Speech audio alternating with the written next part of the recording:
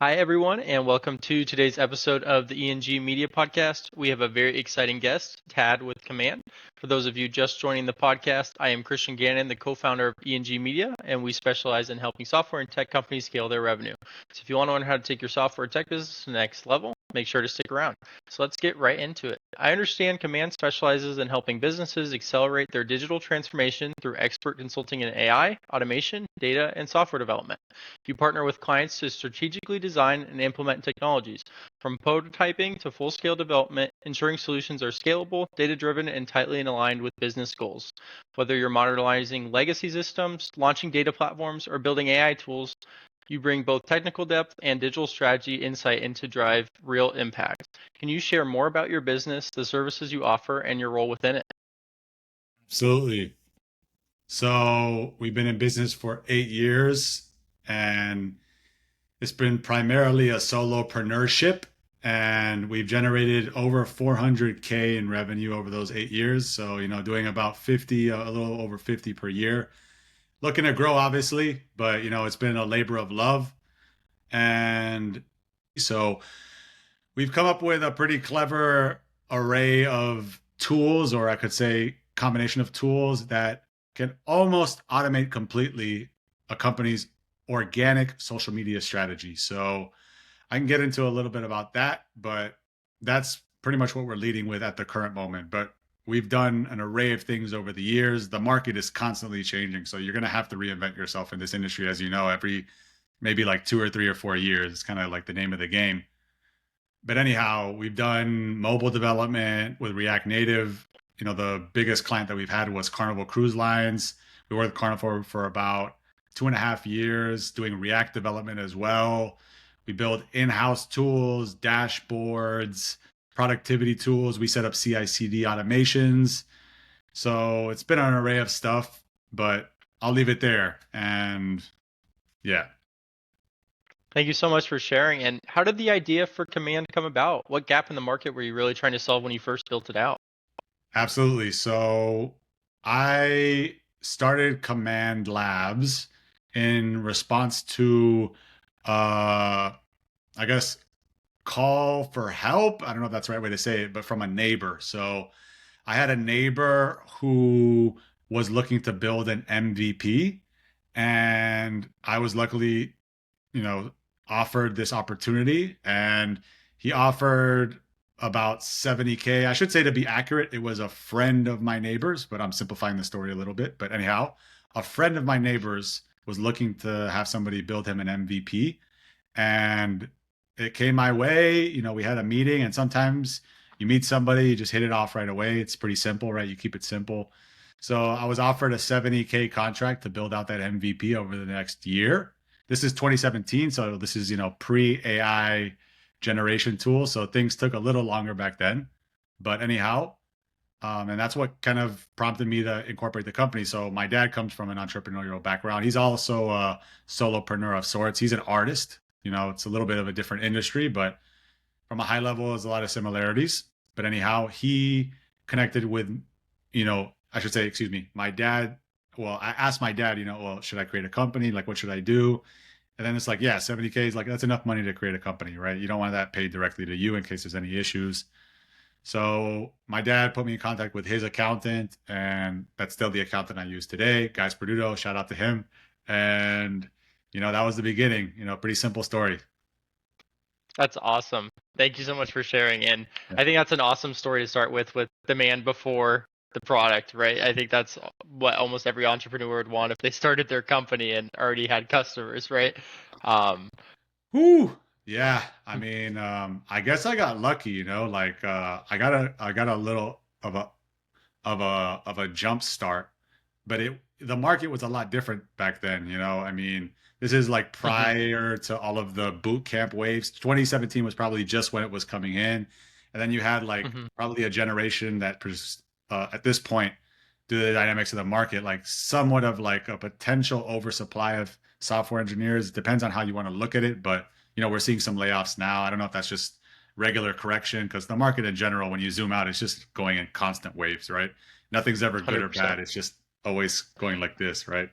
So, But anyhow, yeah, that was a different time. But I guess I got lucky because I then, you know, fast forward a few years later, you think you're so good because you have like a little bit of initial success, but then it's like, you get put in your place, and I definitely made that mistake that you're referring to, where you start the product before you have any customers, and that has its all a painful set of lessons, which are good to know of, um, but yeah, it's nice if you can start a company with customers from the outset.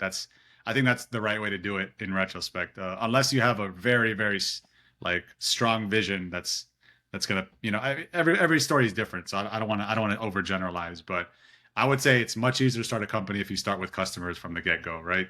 Versus not. Definitely.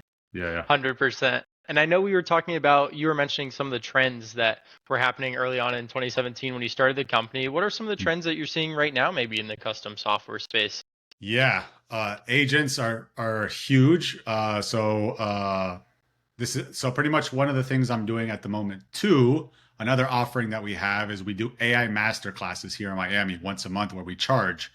So we're still scaling that up. Last month we did about, I think, $1,600 in revenue, and we were able to secure a sponsor as well that helped us kind of like make it all work out. Um, Big shout out to AG2 and Predev, by the way, for sponsoring that event. And we're definitely looking for more sponsors. So if you're interested in sponsoring one of the leading, if not the leading, AI masterclass slash AI slash business training events in Miami in the South Florida area, if you're looking to get your company promoted and celebrated across my entire social media network, that's now kind of almost 30,000 strong on a monthly or, every 2 or 3 month basis. That's how many people tune in. Excuse me for the sales pitch, but you know how we have to be. At this point, you got to get to be a professional at that. But anyhow, yeah, that's another thing that we're doing. We're doing these AI master classes, and that's helping me to stay on the forefront as far as the reality of where this stuff is at. So I'm thinking there's a huge gap in the market right now, very, very low hanging fruit, which is hard for people who are not aware of it to see. Because sometimes as tech people, you're interacting with a lot of other tech people, and they know all of the simple stuff, right? Like, for example, to introduce somebody to Chat GPT, that's not gonna you're not gonna adding any value there to somebody who's in the tech field. They know about that, right? But you go into another 100%. area of the pond or another area of the ocean where they've never heard of Chat GPT, and you just doing that simple thing is like mind blowing, right? So I think that's if you're talking about a trend, it's just finding, and there still is, from what I'm seeing, there's still enormous amounts of gap there. As popular as ChatGPT already is, there's still a lot of pockets to where AI hasn't even broke through. So I think a major trend and it's easy because anybody can do it really. You just have to have a lot of initiative, but because the AI tools are getting so easy to use. But if you can find pockets to where AI hasn't broken in yet, and that AI will be something that helps, at the end of the day, it has to either help cut costs or grow the top of line, right?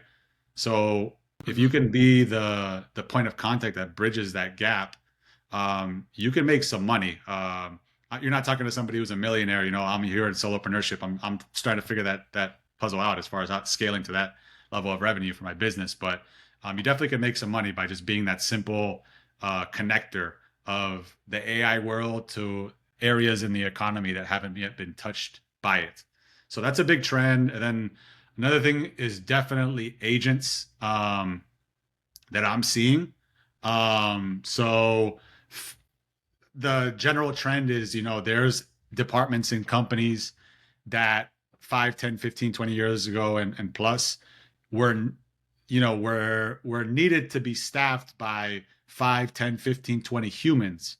And now with agents, that 5, 10, 15, 20 person department or team within the larger company can now be replaced with a team of maybe 2 or 3 augmented by agents, right? Where you have kind of like pretty much you have you have the top folks of that team who are going to be sticking around, and they're going to be delegating to AIs instead of delegating to humans, right? Why are you going to hire a human who's 10x slower, 10x more expensive, when you could hire an AI to do almost entirely the same thing for 10x cheaper or even cheaper than that and 10 times faster, right? So I think if 100%. you can find areas in companies where you can replace or at least make much more efficient certain departments or certain processes, you can offer. And that's one of the things I'm leading with. What about you? What are you seeing from your perspective? Like, it's validated trends that you're seeing that are moving, I mean, obviously another one is, and I can say this confidently because I come from this field. Coding is getting automated completely. So we were talking about earlier, right? Wave of boot camps that came in, in the late 2010s, early 2020s. Feel like it kind of peaked, all of these software graduates, because like software engineering was seen as like it's like a sure thing, right? And like lo and behold, not anymore, right? Fast forward to today, but yeah, big trend is software engineering is getting automated very, very quickly. So software engineering was seen as like this very stable, very high paying, lucrative job, which I still think it's not going to go away. But I would say the trend is it's along the lines of this trend with the agents, right? But I just think coding in general is going to be seen that it's something that's going to become, it is, I would say it's borderline, it's already there. It's commoditized at this point where anybody, if they have the initiative, can code. So it's kind of like, I'm taking a long while to say, but the three trends that I'm seeing, once again, to summarize them, make them nice and concise for everybody and make it practical, right? So one is finding gaps where AI hasn't touched yet and finding super low hanging fruit of ways that you can introduce AI to those gaps in the market that haven't yet been touched by any of the AI tools and platforms that are now standard and well known to people within the tech industry. But like I said, there's still a lot of meat on the bone on the general economy where AI hasn't yet broken into. So if you can find those gaps, that's probably the easiest way to make money. The second one is finding ways to I would say almost entirely replace, because I don't think we're at a place with this technology where it's that reliable. And I think long term, I don't even know if we want that, where we want to have AI running things end to end. I think the trend is you find a way to leverage AI agents, right? Which is like the subset of AI that can replace departments. I would say, you're talking about a company when you get into the 20s, 30s, 40 size, groups of people, but find departments or operations or functions that, are now manned by 5, 10, 15 people and find ways to replace them with a smaller group of humans augmented by agents, excuse me, right? And then the final one is a trend I'm seeing is coding is being commoditized. So on the flip side of that is like, if you're somebody who is not like, if you were relying just on the fact that you could code and you were like a decent software engineer, you're probably going to have to adapt a little bit, because why is somebody going to hire a mediocre developer when you could hire an AI that's way cheaper and way better, to be frank. If you're excellent at anything, you can find a way to make money at it. So if coding is your calling, I probably would recommend still doing it. It's still hugely valuable skill. And then with AI, you'll be 10x or 100x more productive. But yeah, I mean, as far as what this means for the layperson is, things that were not accessible for you to do are now becoming easier. And this, in the realm of coding, this opens up a whole bunch of doors. So if you wanted to build some sort of software, some sort of software product or tech product, with the help of AI, you can pretty much get yourself there if you have enough initiative. So it's the technical barrier is now kind of like dropping lower and lower and lower and lower. So I'll leave it there with the three trends. So, and there's ways that you can make money in all of them, but I'll leave it there. I kind of rambled. But what about you? What are the trends that you're seeing from your side? 100%. And thank you Yeah. so much for sharing. I think you're Yeah. spot on the agentic side. I think on the agentic side, there's a ton of bots coming out to help with the efficiency of a lot of workloads, right?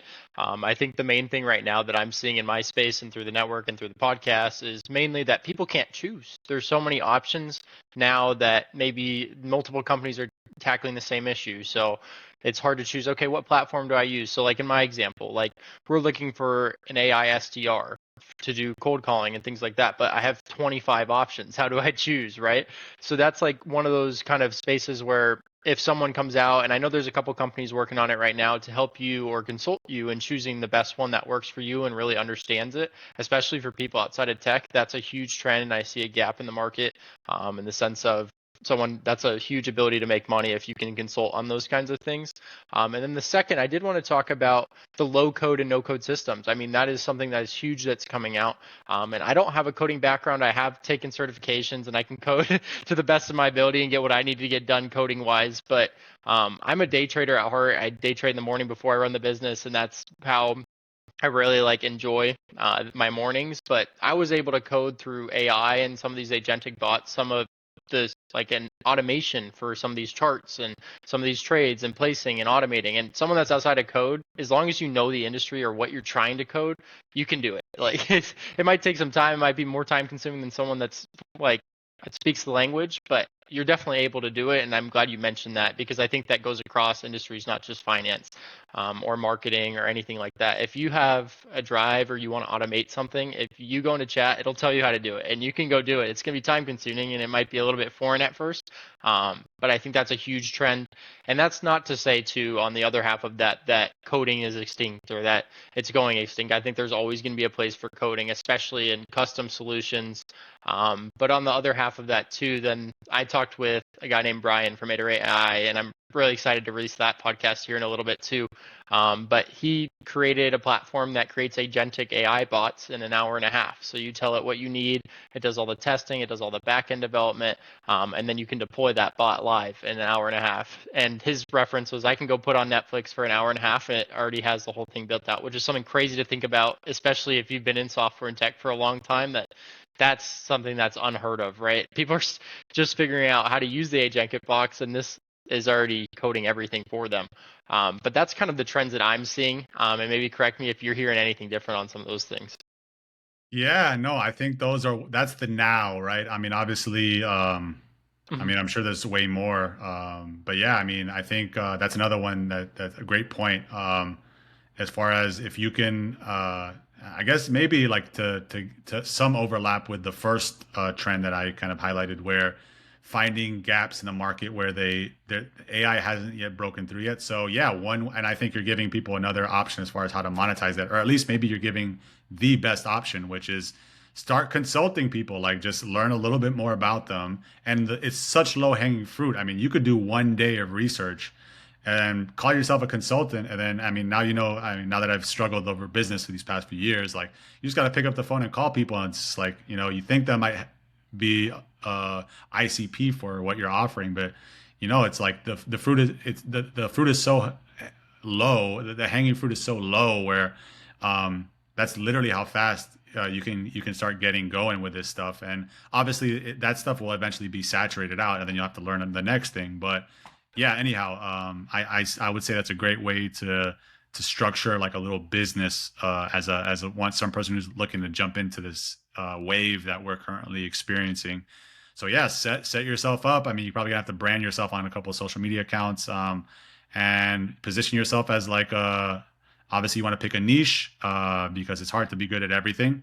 And if you're good at everything, you're good at nothing. So pick a niche that you feel drawn to or called to, and just start making a list of all the tools and find out which one is good for this or that. And then find a list of people. I'm using another thing too. I've recently picked up these platforms for like doing prospecting and stuff like that. So Instantly is one that I've been using. There's another one called Apollo. We're talking about these pretty much these ways that everybody who's watching can kind of capitalize on what's happening with the AI industry at large, the AI wave at large, and make some money. So we were talking about, how to monetize that first bucket, if you refer back, where it's just like finding areas in the market that haven't yet, been fully defined, or AI hasn't broken through those parts of the market. So one way you can do that is by setting up a little consultancy. So just do some research on that niche. And then the way that you can find, this is where I was heading before it broke off. I don't know exactly where it cut off, but you can use platforms like, for example, Instantly.ai and Apollo to get lead lists. So pretty much you just got to be creative. That part, I guess I think through about it, how to systematize that. But pretty much you want to try to find a niche that you know about, and then you have to know uh, a little bit about that industry to see make the connection of where AI could possibly add value. And then once you know that industry, pretty much you can use these platforms like Instantly and Apollo to get lists of people who work in that industry. And Apollo and Instantly are going to give you their emails, and it's going to give you their social medias so that you can reach out to them directly, and say like, listen, like I think there's an opportunity for us to boost your top of line, or like cut some costs, or maybe make something more efficient so that you can kind of grow your business in different ways. And just keep it open ended. Don't expect much from that initial conversation, because you never know until it's validated if you're actually adding value for them. But obviously, you want to do as much research up front to make sure you're not wasting anybody's time. And yeah, I mean that's just the way you get started. Don't overcomplicate it. If you're looking to make money in AI, just like I would say, that's probably one of the simplest playbooks that you could implement. Uh, Find a niche. Uh, uh, think what pain points exist in that niche, and what tools in the AI world could help fix them. And honestly, if it's just introducing them to ChatGPT, it could literally be that simple. Don't overcomplicate it. Just try to make some connection. And then second, go to some prospecting or like lead gen tool, like for example, Instantly and Apollo, and find a list of people who work in an industry, and just send them messages saying, I think this solution or tool would benefit you. Start there. And then I guess the way to monetize it is, I guess you'll have to maybe do like some setup fee, or do like some training session, or like some setup session.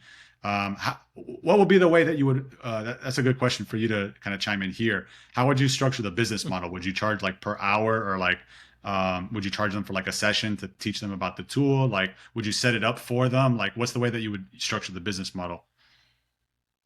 100%. And I think if it was me modeling it out, I think I'd have two sides to this coin on the revenue distribution. I think I would have one as I'm getting a cut from the tools that I'm recommending, right? Like setting up strategic partnerships. Like let's say it's an agentic AI bot like Fireflies or something like that that records your meeting notes. So then I would go find companies that have issues or don't have the capacity for a staff member to be on a meeting and just taking notes, right?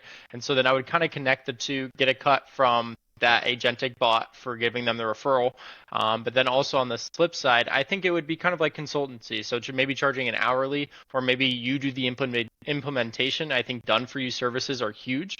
So maybe you offering a project cost for implementation of this into your workflow, right? And I think that is the biggest friction right now in software and tech, is integrating these tools is the other half of it. Like, okay, I bought this tool, it's awesome, it should work perfect, and then they have issues integrating it. So I think if you could do the whole done for you service and then get a small cut from some of these providers, you would be in a really good spot, at least for right now in the trends that we're seeing in the market.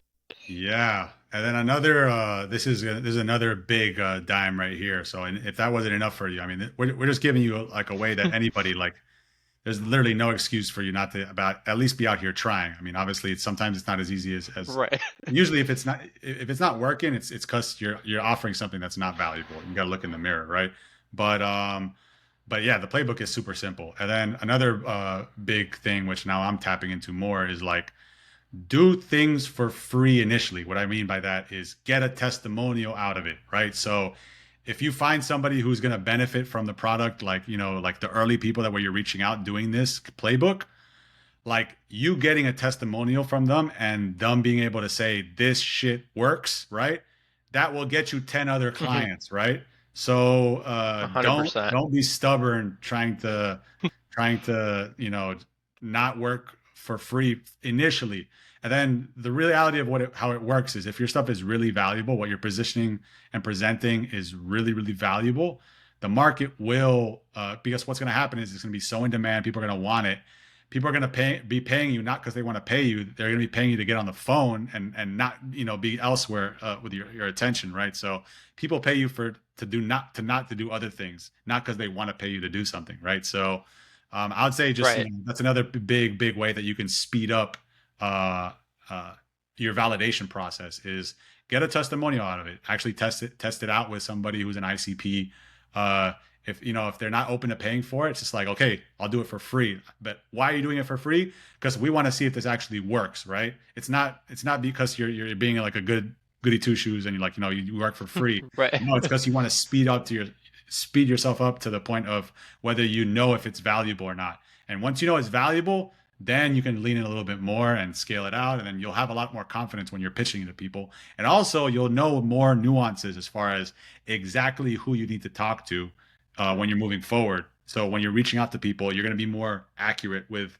your lead list, right? Your lead list is not going to be a wide array of different people. You'll know from those initial feedbacks who is the exact person you need to, and then you can filter out all the fluff from your lead list, so you're getting a higher hit rate, right, for each person you reach out to. So yeah, that's a major tip right there. So 100%. That's a bomb. And yeah. we both have done a lot of marketing and a lot of sales, and we know how hard it is to, number one, find your ICP and reach them with strategic messaging. And number two, once you find that, just double down on that. That's the hugest point that I could reiterate there of, if something's working, don't break it, just double down and continue to do it until you're out of leads, which is almost impossible.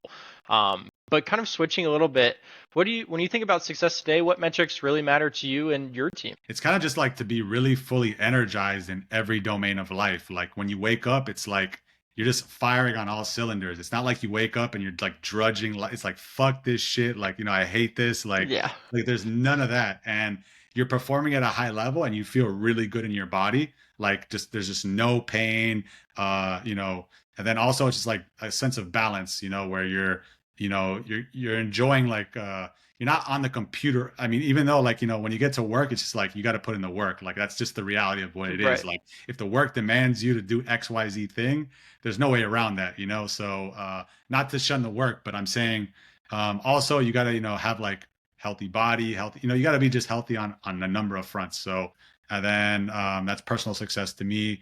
Another thing is just waking up fully energized, like fully aligned in every aspect of what I'm doing, like jumping out of bed, not like, you wake up in bed and you just like slow dance because like your life sucks and it's boring, like just like fully energized on all cylinders. And yeah, these events that I'm doing, these AI masterclasses, by the way, they're super, I don't know what the right word is, but they take a ton of energy, but it's like, they push you to the edge of what's going on in the market, and you get on the front lines with these events. Because I'm marketing to people, like, to give you my strategy with these events, it's lead gen too, because I market these events really deliberately to non-tech people, because I got my little system where I'm honing in and finding in those gaps in the market where you find somebody who has a super healthy business, they have money to invest, and a lot of times they're willing to, another psychological trick, right? Some people will pay you to consult an AI just because they're afraid. Like, they're just like, I don't even know what this is. I just know that I need to do something with it, right? So people will pay you, a couple $100, out the gate just to consult. Yeah, but like, yeah, I mean, that's like, if you probably got to position yourself a little bit there. But yeah, I mean, people are scared, like that's a psychological thing you got to hone in on. But I'm going in a different direction. I just that came to mind. But anyhow, I'm also sharing my system just to tie it all full circle with a couple other points that we've been discussing. But yeah, like, and then just balanced, right? So just like healthy body, healthy mind. So it's like getting sun every day, but like having good friendships. Just like it's just a lot to. But the way I would sum it up is just like fully aligned on all aspects. And AI is one aspect of that's like part of that overall picture. Obviously now, now's the time, kind of rambling in a couple of different directions, but then financially, I'd love to make, 10x the money that I'm making right now. But, I don't see how you're not going to do that unless you implement some of the things that we're talking about. So, I'm definitely much, at this point, I've surrendered myself to the process, because I've made that mistake in my life before where I tried to jump to a certain level, and it's just like, no, like, there's lessons you have to learn and why you're struggling here, at this level. For example, a big one, you just mentioned it, right? Once you find some gap in the market and you're kind of getting a high hit rate with the leads you're reaching out to, and it's very predictably delivering results for every lead, double down 10x and scale out a team. That's how you'll hit 1 million. It's not like by trying to do 50 other things at the same time and break into 50 different industries. It's like, no, you actually want to take away all the stuff that, that's fat, and just really focus all your time on what's just so you learn these things the hard way over time. But anyhow, I'll leave it there. I need to be a little bit more concise with my answers, but hopefully that gave you a gist of it. But yeah. 100%. And I did want to circle back to something that you said that I think is very important is waking up in the morning and feeling like you're ready to go, right? And I think that's something that's tough, even if you enjoy what you do. Like, I think, like you're saying, like you were talking about the events, you enjoy running the events, otherwise you wouldn't be doing it, right? So it's just social battery draining, right? You can get drained from that. Like from some things for me, I need power naps during the day. I hop on podcasts, I hop on meetings with clients. It can get you socially draining. So a 30-minute reset just to get my gears working again is like something that's huge for me. And then also like you were talking about being healthy overall. So eating right, going to the gym in the morning or in the afternoon, whenever you get a break. Like for me, I like going in between podcasts for an hour and getting my blood flowing and getting a little bit more mentally like invigorated. And then also I feel good at the end of the day and I can sleep. That's the other part. I think a lot of entrepreneurs have lots of sleepless nights, and I don't think either of us are excluded, but getting a lot of a healthy workout routine in is essential for getting good sleep, and being able to kind of fall asleep that's a huge part for me. But I think that's a part that goes unnoticed and doesn't get talked about enough, in all honesty. Yeah, man. It's like it's such a weird thing, but it's like I don't know. I guess there's maybe like an adrenaline rush. I think when you really boil it down, as far as like there's like an adrenaline Hmm. rush of not sleeping, and I guess like the of not having that structure. But yeah, I mean, if you're really trying to be at the top of your game, uh, unfortunately, it's just the way of the world. You're gonna have to have discipline, and who's gonna be at the top of their game? Somebody who's healthy or not? So. But yeah, I guess it's just like, but yeah, I echo fully what you're saying. But yeah, I just want to lean into that even more. So hard to describe, but just want to be fully on, just at your peak, right? And then, I guess sometimes it's a weird thing. You have to do, um, sometimes you got to do things you don't want to do to get to the place that you want to be. I don't know how to describe it, but it's like, uh, 100%. And I yeah, think the other part is realizing that everyone operates differently. Like what works for David Goggins or Grant Cardone is not probably going to work for you. Maybe some of the same habits will work, but implementing it to where you feel the best that you can. If you getting up at 3 a.m. every morning and going to bed at 9 isn't what works for you, getting up at 8 and going to bed at 11 is what works for you, then do it. But I think that's a part that when with social media, we can kind of just get overwhelmed with like, oh, I got to be doing this and this, when really just try out a couple of things and find the system that works for you and the way you operate best. yeah. Now then you come across those like savages. There's just like the level of focus is just like just laser. Like for me, it's just like something that I'm implementing now, and that's another thing. Just like having the right mindset too.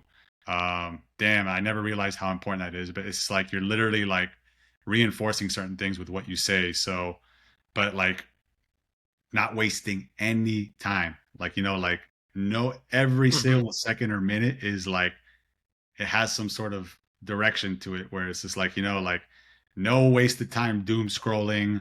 Obviously I guess that's another reason why um that exercise is a really healthy habit, because if it forces you to take a pretty much one of the most constructive type of breaks you could from the intensity and focus of your work, right? And if you're really at a high level, it's like I guess it's just the nature of the body. The body was not designed to be on a computer screen sitting in a chair for every single waking hour. So yeah, one of the best things you can do if you're trying to maximize the amount of productive time, is obviously to be as healthy as possible, and that means you're gonna have to move your body. I don't know why it wakes or why the world was designed like that, but that's the way it seems to work. I don't know if you agree, Right. but I would 100% and agree. and then the other thing is just laser focus. I mean, it's just like you could probably do things, if you're really locked in probably a tenth of the time that you think you need to take to do them, right? And also a lot of times Hmm. I'm getting with me, it's just like the ego gets involved to just such an unhealthy level. It's like, for example, you think you're gonna have to, like, I mean, I made this mistake because I come from the development background. It's like you have to make the most beautiful thing or the most beautiful app. The business model has to be so perfect, has to be presented in such a way, it has to be like incorporated. Like, no, like you literally just have to pick up a phone, call somebody who you think is going to benefit from your services. If they say yes, you're in the game, right? And it's literally that Hmm. fast to do it. And for some reason, you have that ego where I don't know where it comes from, but you're too afraid. I guess it's like a fear of rejection or something like that, where you're just afraid of hearing the words no. I don't know if maybe like you had a really bad experience or something like that, but it's like, yeah, man, just like keep it simple. Just make something that's, even if it's just to start with, it's just marginally valuable. If you're really just, just at a completely stuck, just do anything. Just call somebody who you even think is remotely going to benefit from it and see if they're interested in it. And if they're not willing to charge right away, well, I guess the way that I'm going about it, I know what your approach is to sales, but it's just like now I've learned just from losing so many sales is I literally ask people how much they want to pay. And sometimes you'll surprise because it ends up being much higher than you think it's going to be. But obviously at a certain point you get to a level where you just know your costs and I guess you're just rinsing and repeating. But and sometimes I guess you just get lucky. But I'm kind of rambling in a couple of different directions. But I guess just keep it simple, be laser focused and work out and just be overall very, very healthy. And I guess that's the gist of like where I'm getting at. But once again, I'm still figuring it out. But we are figuring it out though, because we're very careful with our words at this point because words are powerful. So anyhow, I'll leave it there. But yeah. 100%. And the last comment I'll make on that is something that me and my business partner Tyson talk about a lot is if whatever you're doing every day, regardless of what it is, if you're sitting on the couch and eating hot Cheetos and watching Netflix for 8 hours, or you're laser focused on the business, every action you're doing is taking down a path, right? So wherever that path ends, where the couch and eating hot Cheetos ends in you getting 50 pounds overweight, or you working really hard on something in 3 years from now, you look back and you're like, I'm really fulfilled by the process. You're going to end up somewhere eventually, and just being intentional, like even if that's intentionally, hey, I'm going to sit down with my partner and watch a movie because that's going to benefit our relationship for the next 5 years, right? Or being intentional about work, but just being focused and having every action or at least 90% of the actions you do throughout the day focused on something that's getting you to where you want to be. But it kind of leads me into my last question. But if you had a magic wand and could solve just one problem within the business, what would that be? Mm. By the way, I love that. Just before we transition over to this final question, what is the Mm-hmm. magic wand that we could put on the business? But yeah, accountability is pretty much the word, right? It's just like you look in the mirror, it's just like you are exactly what you created. Like there is no other person that is to blame or at fault for what you become. And yeah, just owning that and just realizing that like the only person that really can impact your life at the end of the day is you. So live accordingly. And don't be surprised if you're in a place where you're not happy when everything you did leading up to that point was just poor decisions, right? So something I try Right. to, which something that I am, because words are very powerful, something that I am doing very conscientiously and intentionally. But yeah, I'd say I mean, there's so many things that come to mind when you say the magic wand. I It's a tough mean, question. I yeah, acknowledge because it for sure. it's just like there's just like I don't think it's one thing. I mean, now that from my current perspective, it's just like you make these micro optimizations and then they add up and then eventually you get to where you're going to go. So, I mean, sometimes in business, I guess you have breakthroughs. But I mean, yeah, I mean, I'm also like realizing that there's a process to things, right? But sometimes I guess you do make breakthroughs. But yeah, I mean, I guess if I could make a magic wand, I mean,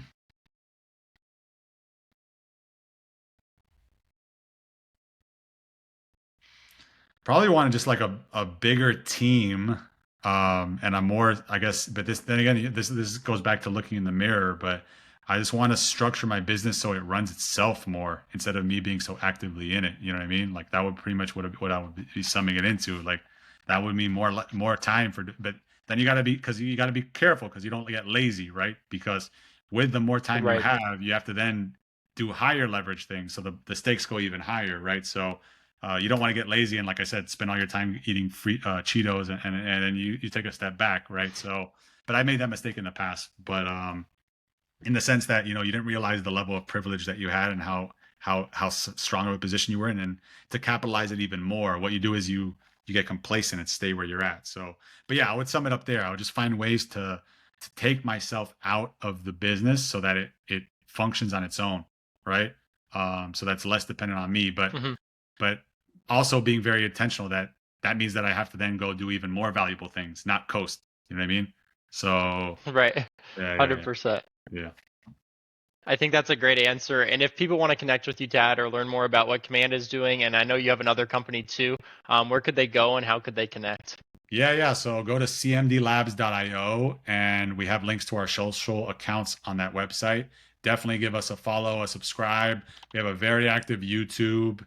And by the way, we're looking for incredible industry leading guests. We'd love to have you, by the way. Well, let me take this back because let me rewind that because I want to make sure I don't cross any lines. You'll understand what I mean in literally 5 seconds. So I edit a few other podcasts for some other people. So I would say it's not my final call whether you get on these other podcasts, right? That's up to the owners and the producers of the podcast. But if you're an industry leader in the AI space, and my goal is to get more business for my clients, and that's the great thing about podcasting is it's such a high leverage type of media and content production. And I know that you would agree with this as well. I haven't seen anything that comes even close, honestly. 100%. If you're an industry leader in the AI space looking to get on some podcasts with some companies based in the South Florida area, that's primarily where I'm based at the moment, and the companies that I work with, please reach out to me. Love to put you in contact with them. And yeah, check out our YouTube. Lots of AI content. And if you're in Miami and you want to come and get on the cutting edge of what AI is kind of shaping the business world to become and how AI is getting applied in the business world, definitely check out the AI Masterclass series. So you can go over to lu.ma/AI-masterclass. So Luma AI-masterclass, and buy a ticket. We host these masterclasses in person in Miami as well as online. We live stream them on YouTube. And we send a link to everybody, about an hour before if they're watching, from other cities and states and countries. We'll send you the link to the live stream an hour or so before we start. And then, anyhow, we're doing it, but it's, and I'll leave it there for now, but yeah, reach out. Love to meet you. And, looking forward to even more, I'll leave it there. I'm just excited. You can tell. So, Of course. yeah, I will leave the links to the website as well as Tad's LinkedIn in the description if you're okay with that. yeah, of But I course. highly recommend you check out Command and the incredible things that he's doing in the space. Mm. But other than that, thank you again, Tad, for your time and insights today, and we will see you guys on the next podcast. Yeah. I have